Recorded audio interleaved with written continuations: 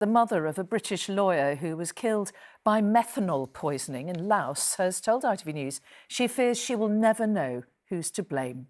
28-year-old Simone White was one of 6 foreign tourists who died last November after apparently drinking tainted alcohol. Well, now her mother Sue and her best friend Bethany, who'd been travelling with Simone, have spoken for the first time about what they went through. Sue described how her worst fears were realised as she flew from the UK to Laos knowing that Simone was critically ill, and the terrible moment she had to switch off her daughter's life support. Bethany described how she too had become seriously ill after consuming the drinks and how Simone had quickly deteriorated. And a warning, you may find some of the details in Chloe Keady's report really distressing. Hands free and look at back. Yes, keep smile. Simone White flew through life with such energy. Her best friend Bethany says it was sometimes hard to keep up. She had a good listening ear, she was caring, ambitious, extroverted, just everything that I needed in a friend. They travelled the world together, sharing memories and milestones. This was Simone on her 28th birthday. Less than a week before they set off on a holiday she wouldn't survive.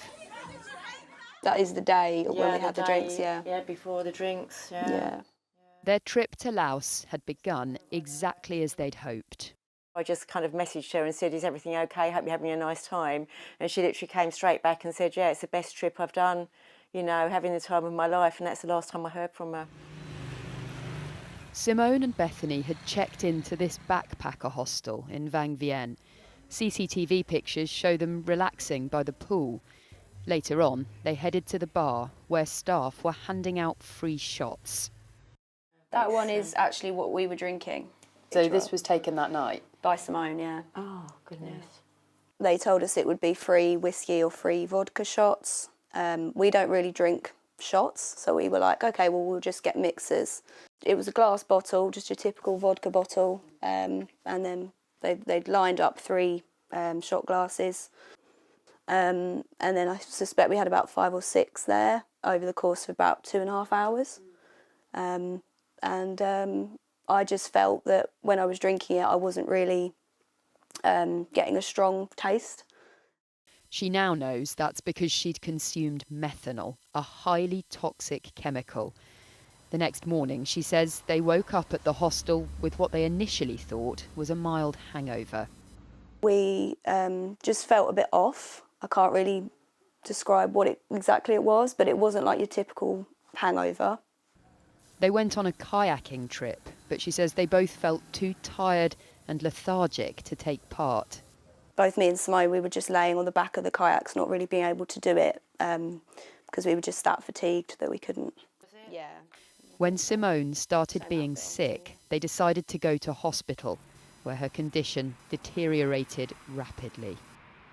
Ultimately, it was just too late. They whisked her off to have dialysis. They just said to me, can you sign these forms? We'll do all we can to save her life.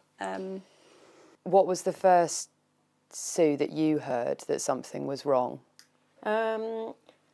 The first that I heard was Bethany sent me a message, I think on a Thursday morning, just saying, you know, don't want to worry you, but we're all in hospital. Simone's sedated. She's not come out of sedation yet. You know, I just kind of thought, oh, she's, you know, in a serious condition, but she'll pull through and, you know, she'll be in hospital for a few days.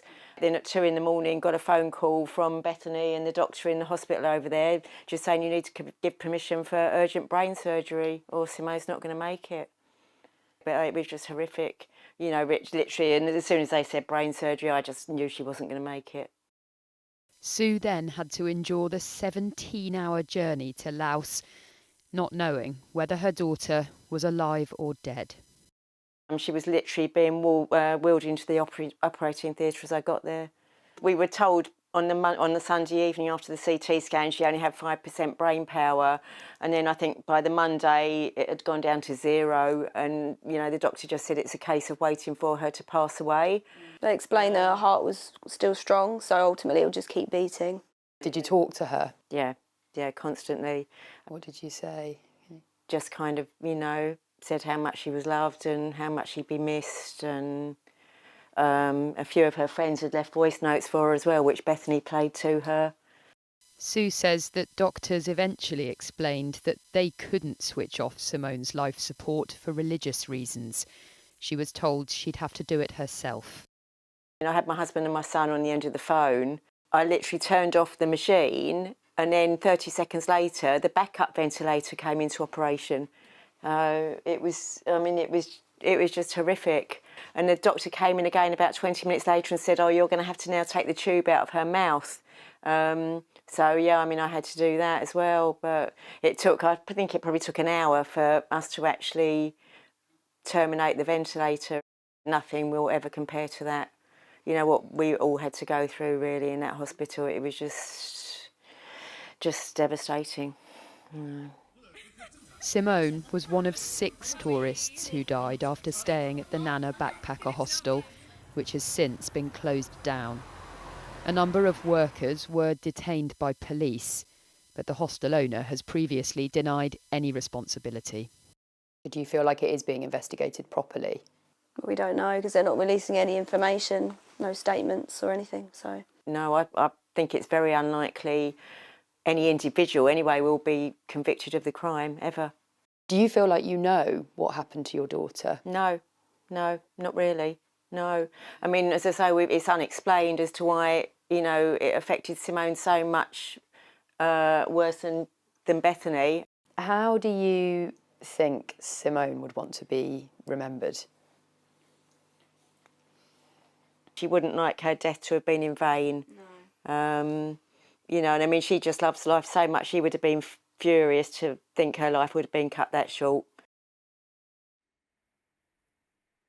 Chloe, I mean, it's just a desperate story, that amazing girl, lovely young girl. And the family are speaking now, aren't they? Because they don't want this to happen to anybody else. Yes, that's absolutely right. This is not an isolated case. There have been other deaths linked to methanol poisoning in other countries since Simone's death in November. So, yes, they want to raise awareness. Bethany's actually submitted a petition to Parliament. She wants school children to be educated about the dangers of methanol poisoning. Sue would like testing kits to be made widely available to travellers. But both of them told me they haven't really been able to begin to process what happened, partly because they have so little information.